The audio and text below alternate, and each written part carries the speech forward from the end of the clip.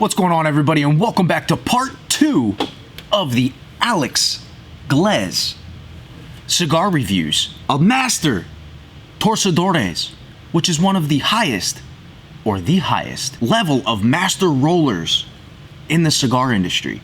And if you didn't hear all about that, then go back and watch part 1 and learn about Alex Gles cigars. And we're going to talk about the second one of his cigars, the GAOTU, I think I said that right, I probably screwed it up, a Habano 2000 with Nicaraguan binders and fillers. We're going to talk about this cigar all next on the Zeal Cigar Review.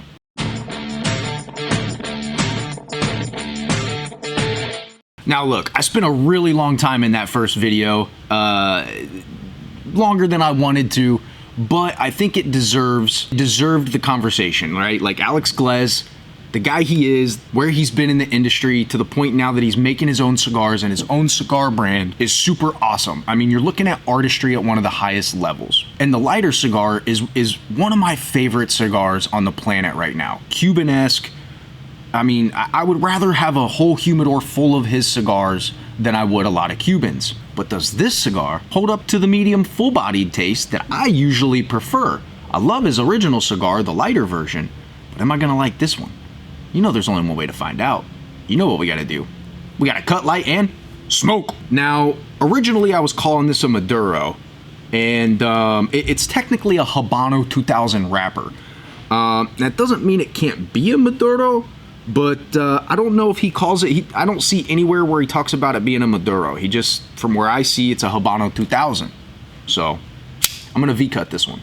Dude, I love these Colibris, man. Now, if you don't know who Alex Gles is, he's a legendary Cuban cigar roller that graduated from Cuban tobacco rolling school, worked for Cohiba, and has rolled cigars for legendary people like Michael Jordan. When you think about cigars, that is one of the few people that are on Mount Rushmores of legends that you associate when you think about cigars. You think about Michael Jordan. That's just one of them. Think about Arnold Schwarzenegger. These are guys that we think about when we associate cigars with legendary celebrities. And this guy's rolled cigars for those people. Certified legend in the artistry of cigars. Now, right off first light, I could see the similarities in this cigar and the first cigar. Now, I can't say that the blends are the same on both cigars with different wrappers because all it says is Nicaraguan binders and fillers. So I don't know about that, but I can say that you could get some of the essence of that first, of the lighter cigar when you light this Habano 2000 up, this gato. Probably just called it a cat. Ah, the El Gato! No, it's G-A-O-T-U. GAOTU? GAOTU? I need to learn Spanish if I'm going to be in this industry. Again, light draw, generous smoke output, nothing offensive on the palate yet, little earthy, it's kind of warming up. We'll get into it.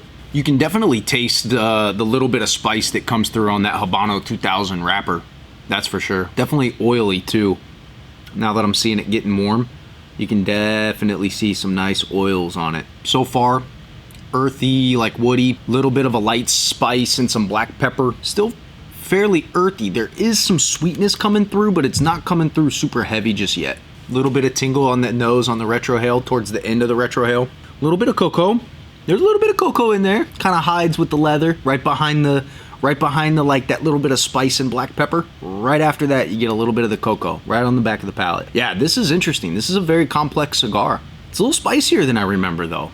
Such a pleasant cigar to just let that smoke just kind of just linger out of the nose when you retrohale. Once you get it started, usually it'll just kind of linger out for a minute, and it's just pleasant. Very tasty, very, very tasty cigar.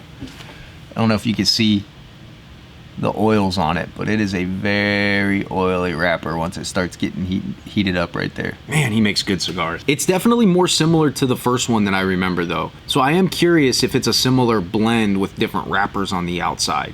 It doesn't matter to me. I don't care. Either way, both of these are really great cigars. Man, this thing's oily. I mean, it's just, you can almost wipe it off. It's so oily. Little bit of that spicy black pepper. You know, it's enough that it would definitely, a newer smoker would definitely maybe want to watch out. But any seasoned smoker, oh man, you're gonna love this cigar. Cup of coffee, glass of bourbon, probably a nice stout, you know, a nice Guinness, something, a little porter, something like that would probably go good with this cigar. It's rich. It's rich. It's complex. Yeah. Absolute pleasure. Both of these cigars, absolute pleasures to smoke. I'm actually upset now that I smoked it and smoked the other one because I don't have any more of them now. Might have to find a way to resolve that. Again, if you want a little bit more information on who Alex Gles is, I would recommend go back and watching part 1 where I reviewed the lighter version of the cigar, which is an Ecuadorian wrapper, and then come back and watch the Maduro review if you somehow missed the first one. And with that being said, I'm gonna step away for a minute, smoke this puppy down a little bit, and probably tell you when I get a little bit further into the second third. Be right back. All right, so we're back finishing up this Nicaraguan Habano 2000 by the master Torcedores, Alex Gles. It's a really good cigar. As you get into the second third, you get a little bit more of that cocoa, a little bit more of that spice starts coming through, a little bit of leather, and then it continues to kind of stay on that note as you get into the final third. Boldness starts picking up a little bit more woody, a little bit more leather.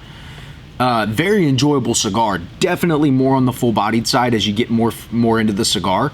If I had to pick one of the two, I think I actually prefer the lighter version of the cigar better, the Ecuadorian. I think that is more, for me, it's more of a cigar that I would smoke just all the time. This is a cigar that I would smoke in the evening, probably with a glass of bourbon or something like that, right? It's a very good cigar. But I do still think I like the other one a little bit better. And again, that's been part 2 of the introduction into Alex Gles cigars, the legendary Master Torcedores roller that used to work for Cohiba and roll for some legendary celebrities and royalty in the realm of guys like Michael Jordan. And with that, I gotta get out of here. It's a rainy day here in Phoenix. I gotta figure out what the heck I'm doing the rest of the day. Peace.